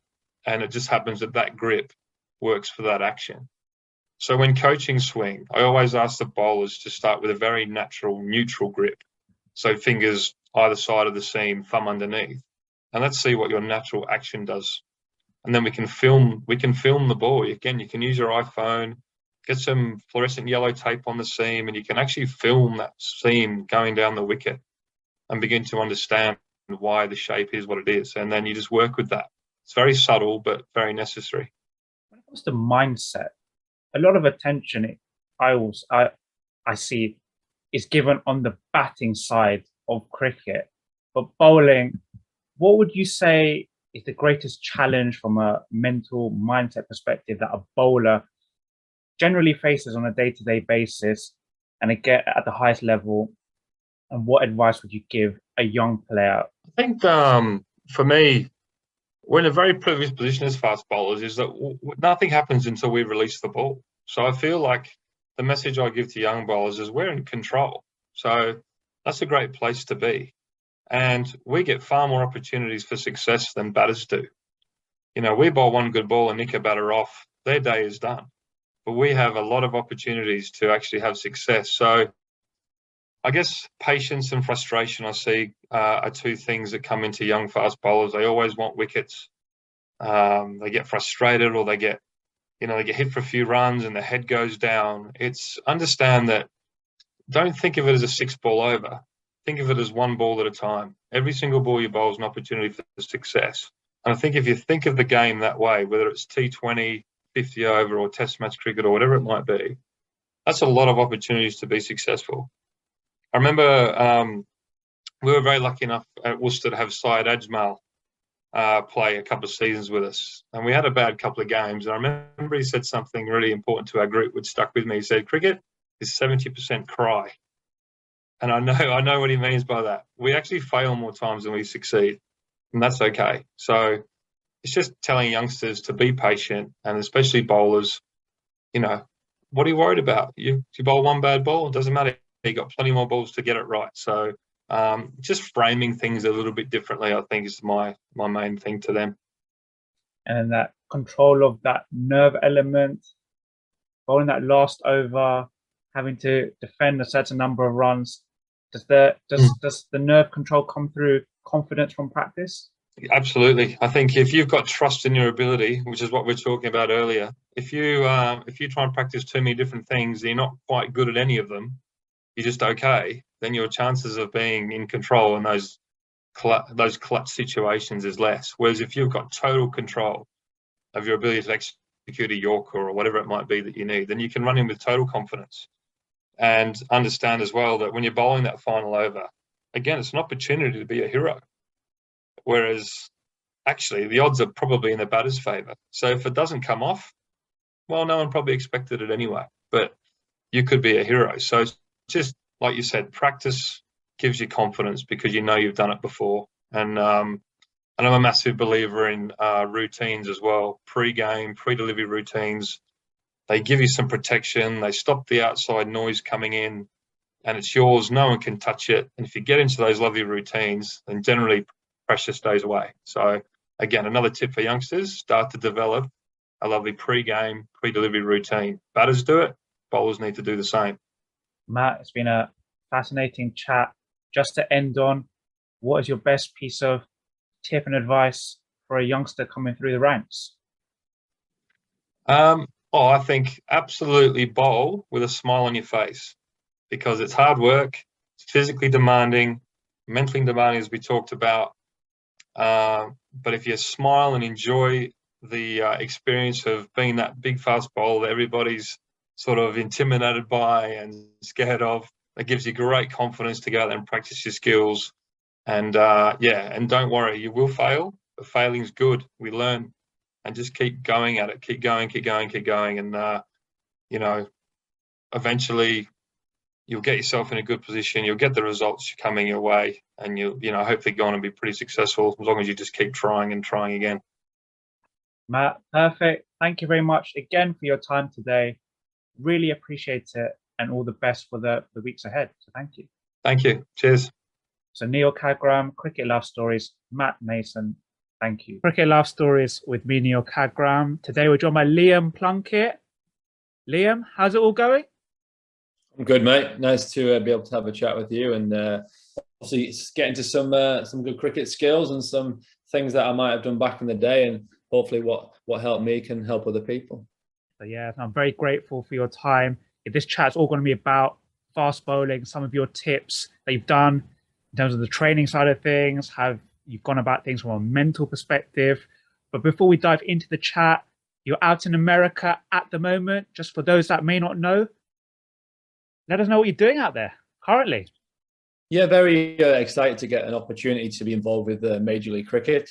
That competition starts, I think, next year, 2020.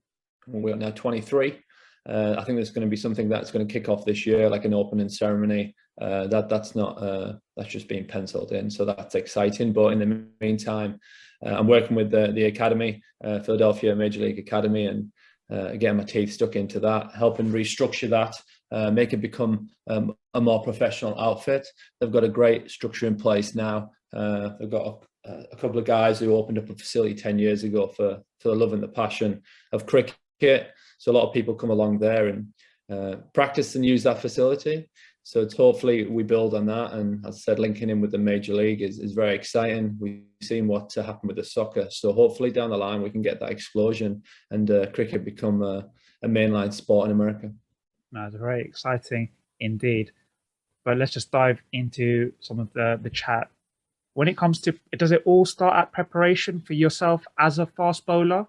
And can you give us a little insight how you have and what you are doing currently in terms of you know, from a physical perspective and how you prepare yourself from a mental perspective away from the actual match day field? For me, pretty much like a lot of people, when I feel good, I often like act good.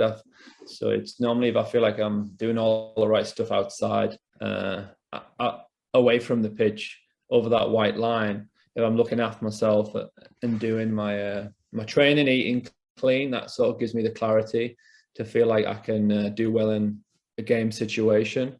In terms of when I'm around high performance and when I'm playing for the national team a few years ago, 2 years back, that was the case, is putting my hard work in and make sure you didn't leave anything out. So when you did turn up and you played on the biggest stage, you ticked all them boxes off. And say, for instance, you did fail, you realised that someone could have played well. It wasn't your day, but you've done everything you can to give yourself the best chance.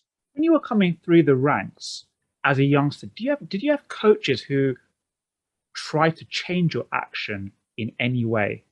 You know, if a youngster's perhaps watching this and they're kind of experiencing that similar scenario, what advice would you give them? I mean, it's quite difficult, isn't it? For me, you want to be safe first as a kid. You want the action to be safe, and if he's safe and he's sort of successful, he's balling straight and he's balling nicely, and you see him advancing, I wouldn't change it too much. It's when it's not safe and you feel like he could damage his or her, they could damage themselves.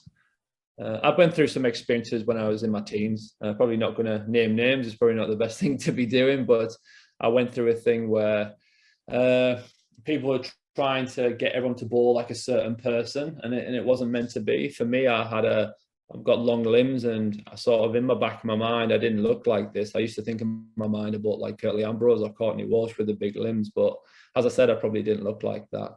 But people are trying to change that from a high load to a low load. And that just didn't work for me. I lost my pace and I lost my bounce. And then later on down the line, I reverted back to what was natural to me. But that was a struggle, going from my natural action to changing it to shorten up my levers. People, obviously, shorten up your levers is quite hard to demonstrate, but going from a high position and also then from this position, referring to my arm as the lever is a difficult thing to do. And then trying to revert back to your typical action, it took a long time for me. It took some good coaches, some patient coaches who put in a lot of one-on-one time with me to help get back to where I needed to be. So yeah, I've been through some experiences, and I'm very wary, especially as a coach now myself and looking after kids, is not to jump quickly and make them change because it doesn't look natural. As long as it's safe and they're performing, that's the key for me. You look deeply into the biomechanics of the action. A lot said when you're talking about fast bowling, having a braced front leg, shoulder hip separation. I think if you look through professional cricketers, everyone's got a different action. And for me, it's safe. In terms of the biomechanics, is realistically what helps the ball fast is what you mentioned. Obviously, that might be the best way to go about it, but not everyone can be doing that. You can try and get people to a certain point, but some people just can't get to that point and they're very successful, not ticking all them boxes. And when it comes from a mindset perspective, can you run us through how you differentiated between the red ball and white ball game in terms of your approach? Yeah, absolutely. I think towards the back end, I actually struggled a little bit with that. I went through periods in my career back home in the UK where I played a lot of red ball cricket. I wouldn't play so much white ball cricket, and then vice versa. But it is a mindset thing. But for me, I did swing the red ball a lot. So if I've been playing with a white ball, I normally try to run it in top of off and hopefully hold its line. I bowled a lot of cross seam, a lot of wobble seam, and didn't try and take it away. So when it came to the red ball, my action allowed the ball to swing. And you can get lazy with white ball, and you can sort of get used to falling away and pushing the ball in because you don't want it really too much width in, well, any form of cricket, but in white ball cricket, the ball gets cut, goes to the boundary very quickly.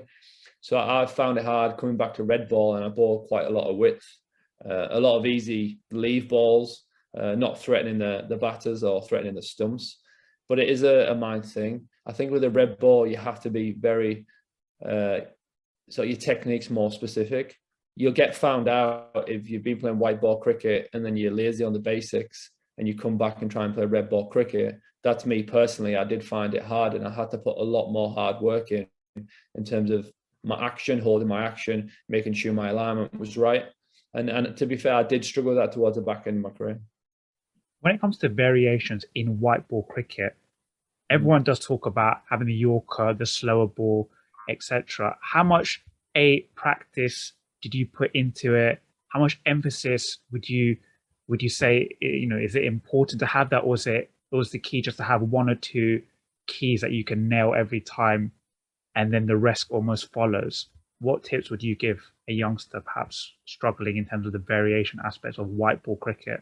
Yeah, you want to have your bread and butter. You want to be able to hit your good length, which obviously is the length that you want the batsman to play at, the length what the batsman's unsure to go forward or back. You need to have that day in, day out. And so when you do try to bowl a slow ball, it doesn't quite work. You can go back to that delivery of being consistent at your length. But I feel it's, with the modern game, as many slow balls possible is the best way to go about it, but get good at each one. And it could start by just learning as a kid to bowl an off cutter, just putting your fingers down it, and pretty much like a fast off spinner. So ideally for me, it's, can you have a ball that goes away from the left-hander? Can you have a ball that goes away from the right-hander? And something that comes out the front or the back. So if you have three sort of slow balls, that's ideal. A lot of guys will have a back of the hand and a knuckle ball, off cutter, leg cutter. The more tools in your toolbox is obviously going to give you more skills and give you more chance of getting wickets. But also, if you have too many tools, you might overuse them. So that's also another thing. For me, I was very fortunate playing in a very strong England team, and when I bowled was a lot in the middle. So the variations I used was more moving the seam around in terms of a wobble seam, as I mentioned, and a cross seam and an off cutter. Something out the front of the hand was a tiny bit variation, but I felt it worked best for me when the paces didn't drop too much. If I could go from, in my prime, 88 and 90, then the next one was maybe an 84, and you get a tiny bit of variation where you get someone driving at a ball that's not there to be driven, and you get catches at mid on, mid off. That's how I felt benefited me. When you're approaching bowling an over in one-day cricket, did you almost have a plan in terms of, say, the first two balls? If it was a dot ball, then you would almost throw in, say, a Yorker ball or a bouncer. How did you structure the 6 balls? And again, any tips you can give a young player on that? Depends the situation of the game. Also depends what the batter was doing. If the batter was looking to attack, did the batter just come in? Was he looking to survive and get himself in? But for me, a lot of the times I was trying to hit my length as hard as possible, making the batsman play, but be undecisive, making them do something different. If they played a good shot from a good delivery, then I'm happy with that. Can they do it again and again?